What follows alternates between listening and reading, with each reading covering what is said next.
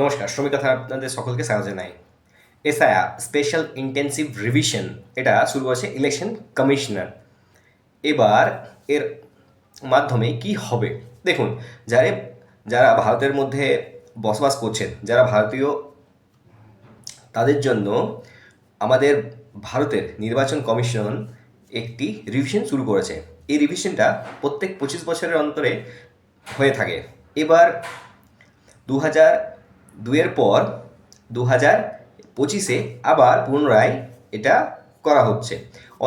অনেক স্টেটে একটু হেরফের হতে পারে, 2002 কোথাও 2003 এরকম হবে, যেমন বিহারে হয়েছিল 2003 সালে। সেই রকমই আমি যেহেতু পশ্চিমবঙ্গে রয়েছি, সেই জন্য আমি পশ্চিমবঙ্গেরটা আপনাকে বলবো। দেখুন, স্পেশাল ইন্টেন্সিভ রিভিশনের মাধ্যমে আপনার যদি বাড়িতে এমন কোনো ব্যক্তি রয়েছেন যিনি ভোটার অধিকার পাবেন, তাহলে ওনার বয়স যদি নেক্সট ইয়ার 1 জানুয়ারি 2026-এর মধ্যে যদি 18 হয়ে যাচ্ছে, উনিও এই ফর্মগুলো ফিল আপ করতে পারবেন। এবার কথা রয়েছে কি, যারা ভারতীয় নাগরিক শুধুমাত্র কি তারাই এটা করতে পারবেন, না যারা বাইরে থেকে এসেছেন তারাও এটা করতে পারবেন? দেখুন, যদি কেউ ভারতীয় নাগরিক হয়ে থাকে, তার জন্য এখানে ভয় পাওয়ার কিছু নেই। আপনার জন্য এটা জেনে রাখা উচিত কি এটা ভালোই হচ্ছে।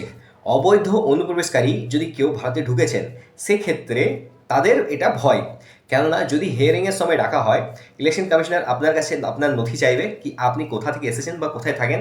হ্যাঁ, এখানে একটা খুব ইম্পর্টেন্ট জিনিস হচ্ছে, যদি আপনার স্টেটটা চেঞ্জ হয়েছে কোনো কারণবশত, যদি আপনি ঝাড়খণ্ড থেকে মনে করুন ওয়েস্ট বেঙ্গলে এসেছেন, কিংবা ওয়েস্ট বেঙ্গল থেকে হয়তো কর্ণাটকে চলে গেছেন, কিংবা ব্যাঙ্গালোরে চলে গেছেন, অন্যান্য জায়গাতে আপনি রয়েছেন, তো সেই ক্ষেত্রে সেটাতে কোনো বড় বিপত্তি বা ব্যবধান আসবে না।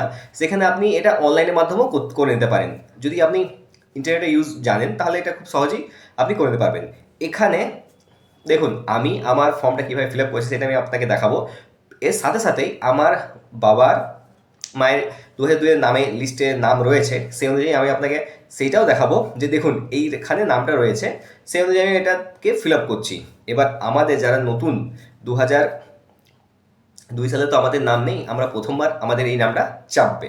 সেক্ষেত্রে আমাদের ভয় পাওয়ার কিছু নেই। শুধুমাত্র মনে রাখবেন, এখানে ভয় তাদেরই রয়েছে যারা অবৈধভাবে বাংলায় অনুপ্রবেশ করেছেন ওয়েস্ট বেঙ্গলে। এমনকি ইলেকশন কমিশনের কাছে এটাও নথি রয়েছে, যারা মৃত হয়ে গেছেন তাদের লিস্টে অনেক জায়গাতে নাম রয়েছে। আবার এমন অনেক মানুষ রয়েছেন যাদের ডুপ্লিকেট ভোটার লিস্টে নাম আছে। হয়তো একটা মানুষের হয়তো অনেক জায়গাতে নাম রয়েছে, আর উনি হয়তো অনেক জায়গাতে ভোট দিচ্ছেন। সেই ক্ষেত্রেও এটা প্রবলেমের বিষয়।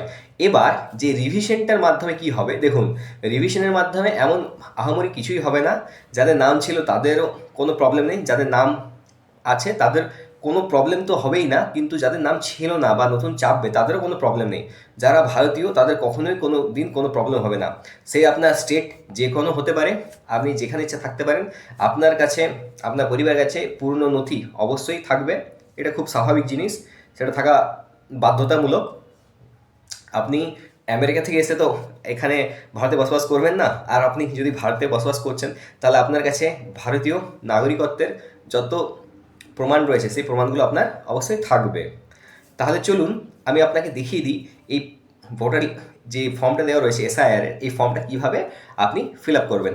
প্রথমে আমি আপনাকে আমার নিজস্ব ফর্মটাকে আপনাকে দেখিয়ে দেবো যে আমি কীভাবে ফিল আপ করেছি, আর এরপর এটাও ডিসকাশন করব আমরা যে কী কী নথি ইলেকশন কমিশনার পরবর্তীকালে চেয়ে নিতে পারে, সেটা যেন আপনার সুবিধা হয়। তাহলে চলুন দেখে নেওয়া যাক।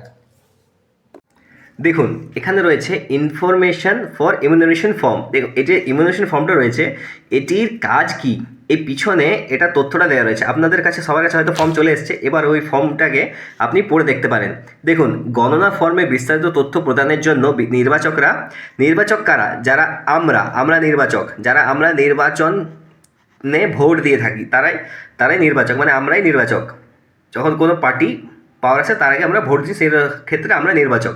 এবার এটা রয়েছে অনলাইন ওয়েবসাইট, এই ওয়েবসাইটে আপনি নির্বাচক তালিকায় তাদের সংশ্লিষ্ট আত্মীয়দের নাম যাচাই করতে পারবেন। তার সহায়তার জন্য নির্বাচকদের সংশ্লিষ্ট বিএলওদের সাথে যোগাযোগ করতে পারেন।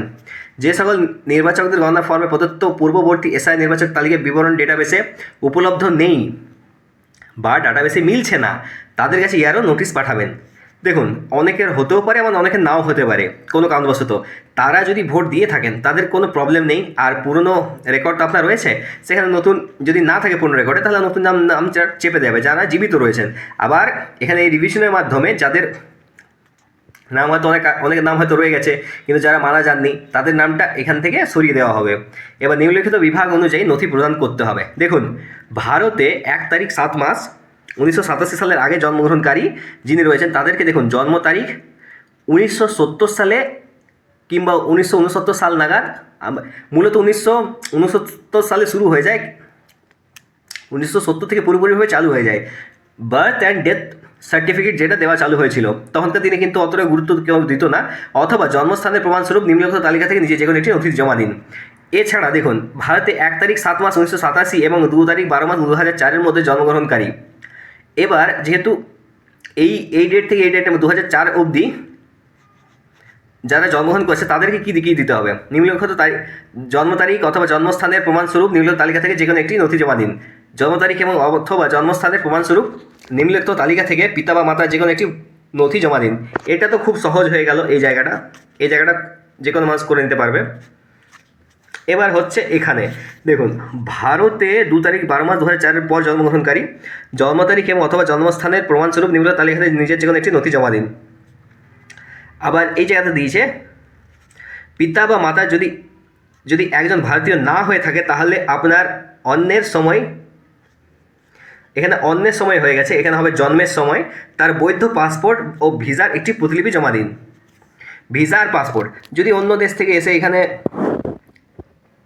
বিয়ে করছেন হয়তো ভারতীয় কোনো হিন্দু ছেলেকে, তার ক্ষেত্রে কিংবা কোনো মেয়েকে, সেখানে তার একটি পাসপোর্ট ও ভিসার একটি প্রতিলিপি জমা দিন। এটা 2004-এর পরবর্তীকালে। এটা কিন্তু খুব ইম্পর্ট্যান্ট একটা ডকুমেন্ট ইলেকশন কমিশনার চেয়ে নিচ্ছে। এবার এখানে কথা হচ্ছে, ভারতের বাইরে জন্মগ্রহণকারী বিদেশে অবস্থিত ভারতীয় দূতাবাস কর্তৃক জারি করা জন্ম নিবন্ধীকরণের শংসাপত্র পেশ করুন। ভারতের বাইরে যারা জন্মগ্রহণ করেছেন, যারা নিবন্ধীকরণ বা স্বাভাবিকীকরণের মাধ্যমে ভারতীয় নাগরিকত্ব অর্জন করেছেন, নাগরিকত্ব নিবন্ধীকরণের শংসাপত্র পেশ করুন। যারা নিবন্ধীকরণের মাধ্যমে, এরপর দেখুন যে নথিগুলি জমা দিতে হবে তার একটি সংক্ষিপ্ত তালিকা, সামগ্রিক নয়, সব কটা নয়, নিজের বাবা বা মায়ের কথা উল্লেখ করা যদি থাকে তাহলে প্রত্যেকের জন্য আলাদা আলাদা সব প্রত্যেকটা নথি জমা দিতে হবে। ঠিক আছে, এবার এখানে যেগুলো দেওয়া হয়েছে সেইগুলোর পয়েন্টগুলো চলুন দেখা যাক। সবচেয়ে প্রথম হচ্ছে যে কোনো পরিচয়পত্র, আপনার যে কোনো একটা পরিচয়পত্র, পেনশন পেমেন্ট অর্ডার যা কেন্দ্রীয় বা রাজ্য মানে পিপিও, রাষ্ট্রায়ত্ত সংস্থার যে কোনো নির্মিত কর্মী পেনশন প্রাপককে দেওয়া হয়েছে। যে কোনো পরিচয়পত্র শংসাপত্র নথি যেটি 1 তারিখ 7 মাস 1987 এই তারিখের পূর্বে সরকার, স্থানীয় কর্তৃপক্ষ, ব্যাংক, ডাকঘর, ভারতীয় জীবন বীমা নিগম, রাষ্ট্রায়ত্ত সংস্থা কর্তৃক প্রদত্ত। এরপর দেখুন, উপযুক্ত কর্তৃপক্ষ কর্তৃক প্রদত্ত জন্মের শংসাপত্র, পাসপোর্ট, স্বীকৃত পর্ষদ, বিশ্ববিদ্যালয় কর্তৃক প্রদত্ত ম্যাট্রিকুলেশন শিক্ষাগত যোগ্যতার শংসাপত্র, রাজ্যের উপযুক্ত কর্তৃক প্রদত্ত স্থানীয় বাসস্থানের শংসাপত্র, বনভূমি অধিকার শংসাপত্র, উপযুক্ত কর্তৃপক্ষ কর্তৃক অন্যান্য অনগ্রসর সম্প্রদায়, তপশিলি জাতি বা তপশিলি উপজাতি বা অন্য অনগ্রসর জাতির শংসাপত্র, অথবা নাগরিকদের জাতীয় রেজিস্টার, যে সমস্ত ক্ষেত্রে এটা রয়েছে রাজ্য বা স্থানীয় কর্তৃপক্ষের দ্বারা তৈরি পারিবারিক রেজিস্টার, কোনো জমি বাড়ি বরাদ্দের সরকারি শংসাপত্র। 11 নম্বর পয়েন্টটা, এবার দেখুন, আধারের জন্য কমিশনের 9/9/2025 তারিখের নির্দেশ নম্বর 23/2025 ERS ভলিউম 2 প্রযোজ্য হবে। আবার এখানে 1 তারিখ 7 মাস 2025 অনুযায়ী বিহারের SIR এর নির্বাচন তালিকায় নির্যাস। এতদূর অবধি হয়তো আপনি বুঝে গেছেন। দেখুন, এখানে যতগুলো ফর্ম বা ডকুমেন্টের জন্য বলা হয়েছে সেগুলো আপনার কাছে অবশ্যই থাকবে, অথবা যদি কোনো কারণবশত আপনার কাছে নেই বা সেইগুলো হারিয়ে গেছে তো সেগুলোকে জোগাড় করার চেষ্টা করুন। এটাতে আপনার একটি সুবিধা হবে কি, আপনার কাছে আপনার পুরনো দিনের রেকর্ডটা রইবে, যেটার মধ্যে আপনার নাম, ডেট অফ বার্থ, তারপর আপনার জন্মস্থান। দেখুন, কিছু কিছু ক্ষেত্রে এটা পঞ্চায়েতি রাজের মধ্যে রয়েছে, কিছু কিছু ক্ষেত্রে এটা শহরি অঞ্চলের মধ্যে রয়েছে। তো আপনি যেখানে রয়েছেন সেখানে সবচেয়ে ভালো হবে কি আপনার নিকটস্থ কেউ বিশ্বস্ত যদি কেউ রয়েছে তো ওনাকে বলুন যে এই ডকুমেন্টেশন বা এই জিনিসগুলো আমার প্রয়োজন আছে, সেখান থেকে উনি আপনাকে খুব সহজেই দিয়ে দেবেন। যদি কারোর নাম না থাকে তো সেখানে কোনো ঘাবড়াবার কিছু নেই। এখানে মনে রাখবেন একটাই শুধু ঘাবড়াবার বিষয় হচ্ছে অবৈধ অনুপ্রবেশকারী, তাছাড়া কারোর কোনো প্রবলেম হবে না। আর এই রিভিশনটা প্রত্যেক 25 বছর অন্তর আবারও হবে। তা তাতে কোনো ভয় পাওয়ার কিছু নেই। এটা অনলাইনেও শুরু হয়ে গেছে, অফলাইনেও শুরু হয়ে গেছে। আপনার যেটা সুবিধা হচ্ছে আপনি সেটাতেই করুন। আমার মতে একটা খুব ইম্পর্টেন্ট জিনিস হচ্ছে, দেখুন সবচেয়ে এখানে প্রথমে দিচ্ছে যে কোনো পরিচয়পত্র 1 তারিখ 1 মাস 1987 সালের পরিচয়পত্র এখন থাকা কিন্তু খুব কঠিন। এই মোমেন্টে থাকবে বলে আমার তো মনে হচ্ছে না, কিন্তু কিছু মানুষের কাছে থাকবে যারা অলরেডি কিছুটা এডুকেটেড, বাট যারা মোটেও এডুকেটেড নয় তাদের কাছে কিন্তু এটা প্রবলেমের বিষয়। আমার আমার মতো ছেলে যাদের কাছে যাদের বার্থ সার্টিফিকেট থেকে শুরু করে পাসপোর্ট অবধি রয়েছে তাদের তো কোনো ব্যাপার না, তারা প্রুফ করতে পারে কি হ্যাঁ এই বিষয়। কিন্তু যারা সম্পূর্ণরূপে অতটা শিক্ষিত নন তাদের ক্ষেত্রে একটু প্রবলেমের এটা বিষয়, কেন তিনি সঠিকভাবে নিজের কথাটা রাখতে পারবেন না। আর ওনার সাথে যদি কেউ রয়েছে তো সেটাকে তার বুঝিয়ে দেওয়ার ক্ষমতা যদি থাকে তো সেটার জন্য বেটার হয়। এবার যে কোনো পরিচয়পত্র ক্ষেত্রে শংসাপত্র বা নথি 1/7/1987 এই তারিখের পূর্বে, এটা একটু বিষয়টা একটু টাফ হয়ে যাচ্ছে এত পূর্বের থাকা। হ্যাঁ, এত পূর্বে কিন্তু দলিল আপনার থাকবে, আপনার জমির যে শংসাপত্র সেটা আপনার কাছে রইবে, যেটাকে আপনার খতিয়ান বলতে পারেন, ভূমির যেটা দলিল বলা হয় বাংলায়, সেটাও আপনার কাছে থাকবে, সেটা বেটার হতে পারে। এছাড়া দেখুন যারা 2004 2004-এর মধ্যে 1987 থেকে 2004-এর মধ্যে যারা জন্মগ্রহণ করেছেন তাদের ক্ষেত্রে এখানে যে কোনো একটি নথি জমা দিতে হবে, তাতে কোনো বড় কিছু নয়। তাদের একটা যে কোনো নথি, কেননা তারা পড়াশোনা করবে, স্কুলে যাবে, তাদের তো স্কুল রেকর্ডও থাকবে, তো সেই জন্য কোনো ঘাবড়াবার কিছু নেই। আর যেখানে দেখুন বনভূমি অধিকার শংসাপত্র, বনভূমি অনেকের হয়তো বনভূমি রয়েছে কিংবা গভর্নমেন্ট তাদের বনভূমিগুলো নিয়েছে, তাদেরকে জায়গা করে দিয়েছে, বাড়ি বানিয়েছে, এইরকম অনেক কিছু রয়েছে। তার মধ্যে কিছু রিফিউজি হয়েছেন, যাদের বাংলাদেশের বর্ডার থেকে যারা ভারতে ঢুকেছেন, তাদের ওখানে সীমান্তে থেকে পার করে এসে তাদের সরকার তাদেরকে বাড়ি বানিয়ে দিয়েছে, তারাও রয়েছেন। এখানে ঘাবড়াবার বিষয় তো শুধু অবৈধভাবে অনুপ্রবেশকারী, কেন রিফিউজি যারা রয়েছেন তাদেরকেও কেউ ভারত সরকার তাদেরকে তাড়িয়ে দেবে সেরকম নয়। সবার জন্য এখানে থাকার যেমন অধিকার আছে, রিফিউজিদেরও থাকার অধিকার আছে, আর এমনি সাধারণ মানুষেরও থাকার অধিকার আছে, সেটা নিয়ে কোনো চিন্তা ভাবনা করার প্রয়োজন নেই। এবার নাগরিকদের ভারতীয় রেজিস্টার মানে ন্যাশনাল পপুলেশন রেজিস্টারের মধ্যে সবার যে নাম থাকবে তা আমার মতে সেইভাবে ভারতীয় যে এনপিআর আছে সেটার মধ্যে সবার নাম আছে সেই রকম মোটেও আমি দেখিনি এখনও অবধি, বা সেরকমভাবে কোনো একটা স্টেপ নিয়ে ভারত সরকার সেটাকে তৈরি করেনি, বা সেটার দিকে এখনও ভারত সরকার কোনো নাক গলায়নি। এবার রাজ্য বা স্থানীয় কর্তৃপক্ষের দ্বারা তৈরি পারিবারিক রেজিস্টার, রাজ্য বা স্থানীয় কর্তৃপক্ষের দ্বারা তৈরি পারিবারিক রেজিস্টারের অর্থ হচ্ছে আপনার বংশাবলী তৈরি একটা পারিবারিক রেজিস্টার, যেখানে আপনার বংশাবলী থাকবে। সেই বংশাবলীটা যদি আপনার মনে করুন কেউ হয়তো গ্রাম পঞ্চায়েতে কারোর বাড়ি, সে হয়তো অন্য কোথাও রয়েছেন, তবে সেখানে গ্রাম পঞ্চায়েতের কাছে গেলেন, সেখানে আপনি আপনার বংশাবলীটা বললেন, বংশাবলীর মাধ্যমে আপনার যে লিস্ট আসবে সেটাকে মুখিয়া যিনি রইবেন তিনি স্ট্যাম্প মেরে আপনার উপর সাইন করে আপনাকে দিয়ে দেবেন, সেটা আপনার প্রমাণ হয়ে গেল। এবার সেম টু সেম সেটা শহরাঞ্চলে একটি কাউন্সিলের কাছে আপনি যাবেন, আপনার ডিটেলসটা আপনি বলবেন, তো উনি ওই কাউন্সিলে আপনার কাজটি করে দেবেন। আপনি শুধু নিজের বংশাবলী বানিয়ে নিয়ে যাবেন, ফটো সাটাবেন, তারপর এটা স্ট্যাম্প দিয়ে আপনি নিয়ে যেতে পারেন। এছাড়া কোনো জমি বা বাড়ির বরাদ্দের সরকারি শংসাপত্র, কোনো জমি বা বাড়ি আপনার দলিলটা বা আপনার খতিয়ানটা বা আপনার ডিডটা যেটা রয়েছে সেটাই হচ্ছে আপনার পরিচয়, কি হ্যাঁ আপনার এখানেই রয়েছে। আমি উদাহরণস্বরূপ যদি আমি বলি, মনে করুন বিহার গভর্নমেন্ট, দেখুন বিহার গভর্নমেন্ট ভাগ হয়ে ঝাড়খণ্ড গভর্নমেন্ট হয়ে যায় 2000 সালে 15 নভেম্বর। এবার বিহার গভর্নমেন্টে যিনি রয়েছেন তো ওই পূর্ণ রেকর্ড এখন বের করা একটু কঠিন হবে, কিন্তু রেকর্ড রুমে সেই রেকর্ডগুলো অবশ্যই থাকে, একটু কঠিন হলেও খুব সহজ। আপনার কাছে অপশন আছে, আপনি রেকর্ডগুলো যাচাই করতে পারেন, কিংবা যদি আপনি কোনো কাগজ না করতে পারেন তখন ভারত সরকার আপনার হয়ে সেই রেকর্ডগুলো বের করবে, তো সেখানে ঘাবড়াবার কিছু নেই, নিশ্চিন্ত থাকুন। দেখুন এবার আমি আপনাকে আমার ফর্মটা দেখাচ্ছি। এখানে দেখুন আমার নাম রয়েছে, আমি আপনাকে পুরো নিজের ডিটেলস দেখিয়ে দিচ্ছি। এখানে আমার নাম রয়েছে, এখানে আমার এপিক নাম্বার আছে, এখানে আমার অ্যাড্রেস আছে, এখানে আমার হচ্ছে ক্রমিক সংখ্যা, এখানে আমার পার্ট অংশ নম্বর, এটা আমার বর্তমান অংশ নম্বর, এখানে আমার ছবি সাজাতে হবে, এখানে আমার ডেট অফ বার্থ, এই দেখুন এটা আমার ডেট অফ বার্থ রয়েছে, এখানে আমার আধার নাম্বার, এখানে মোবাইল নাম্বার, এখানে বাবার নাম, এখানে বাবার ভোটার আইডি কার্ড, এখানে মায়ের নাম, এখানে মায়ের ভোটার আইডি কার্ড। এখানে যেহেতু দেখুন এখানে এই জায়গাটা দিয়েছে, মায়ের নাম এপিক নাম্বার যেটা থাকে মায়ের নাম দিয়ে দিলাম। এবার স্বামী বা স্ত্রীর নাম, আমার আমি যদি মহিলা হতাম তাহলে এখানে আমার স্বামীর জায়গাটা হতো স্বামীর এপিক নাম্বার, এখানে স্বামীর নাম, এখানে এপিক নাম্বার। তো আমি বিবাহিত নই, সেখানে এই জায়গাটা ব্ল্যাঙ্ক ছেড়ে দেবেন, এই জায়গাটা কিছু করতে হয় না। আবার নিচে এই পার্টটা হচ্ছে আমাদের জন্য। দেখুন এখানে আমি বাবার নাম দিয়েছি, বাবার ভোটার কার্ডের নাম্বার দিয়েছি, এখানে বাবা দাদুর নাম, সেখানে বাবা রিলেশন কি বাবা, এখানে জেলা বর্ধমান, এখানে ওয়েস্ট বেঙ্গল হীরাপুর।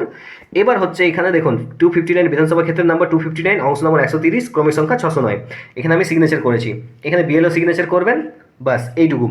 যদি আপনার নামটা 2002 লিস্টে নেই, আপনি প্রথমবার ফর্মটা ফিল আপ করছেন, তাহলে আপনার এই পোর্শনটা হবে রাইট সাইডের, এই রাইট সাইডের পোর্শনটা করবেন আর এই নিচের পোর্শনটা করবেন।